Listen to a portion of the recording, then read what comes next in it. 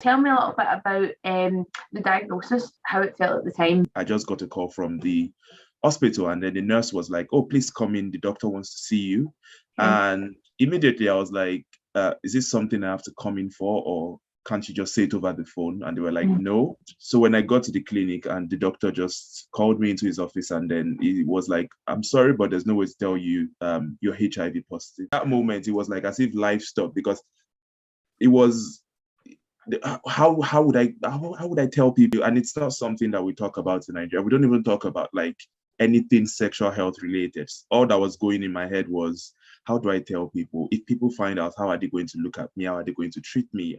So when I left the doctor's office, I just laid down in the back of the taxi I took home, told him, please just drive straight home.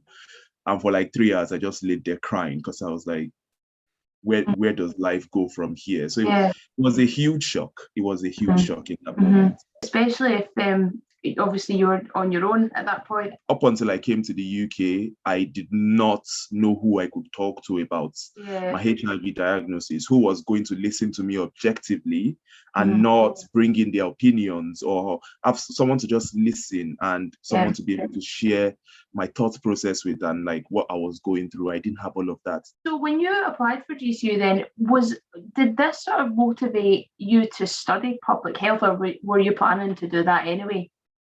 Yeah, so I was planning to study public health, but I was looking to focus on water, sanitation, and hygiene. I remember, bouncing back and forth, because I wanted to make my master's degree about what I would want to do after school.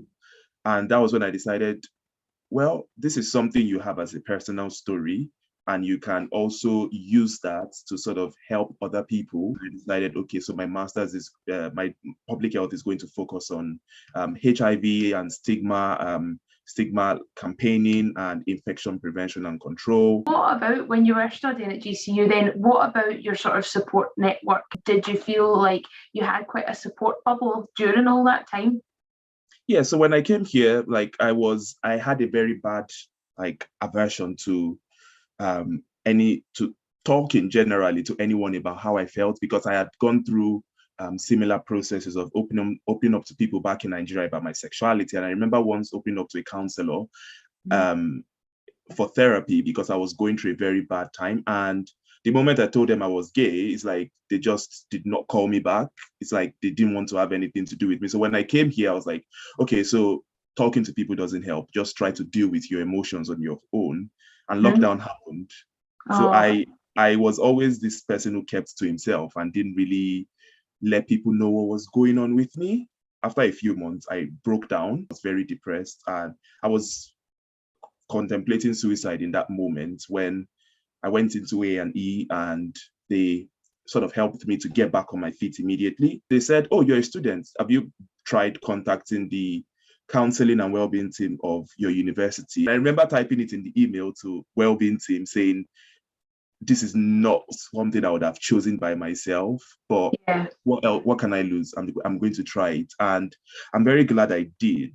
And I was able to start talking to people about my HIV diagnosis. And now it's like, it's not something I shy away from talking about anymore. Throughout all this and the difficult stuff that you've just explained and been through, you've not let it stop you doing everything that you wanted to do, from you starting your own business to complete your whole master's. That moment was sort of the beginning of a new sort of era of my life, because it was like all of the things that I'd always dreamed of doing, but thought I would never be able to, because I felt worthless and I felt like I was not good for anything. Once I started going through the process of healing and recovery and accepting myself, and I was able to finally start making my candles and focusing, better on my master's degree. If anyone is going to be watching this then, and they're feeling like they're struggling with either similar problems to yourself or something else, what would your advice be for them? People always say, oh, there's help. And it sometimes. It's just hard to take the step to say, I need help. But it's one of the best decisions of my life, because if I didn't, I do not know if I'll be here today. And when I reached out for help, I got it.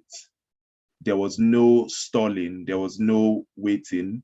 Everyone came as a tag team to help me through this entire process. what I would say to people who are going through a tough time or any difficulty at all is just try to say, I need help, and let sort of other people take it from there, because people think after they say I need help, they have to be the ones to put in all of the effort. But no, it's like people surround you and put in their efforts, combine it with yours, and your body becomes lighter, and then it becomes easier to keep moving forward.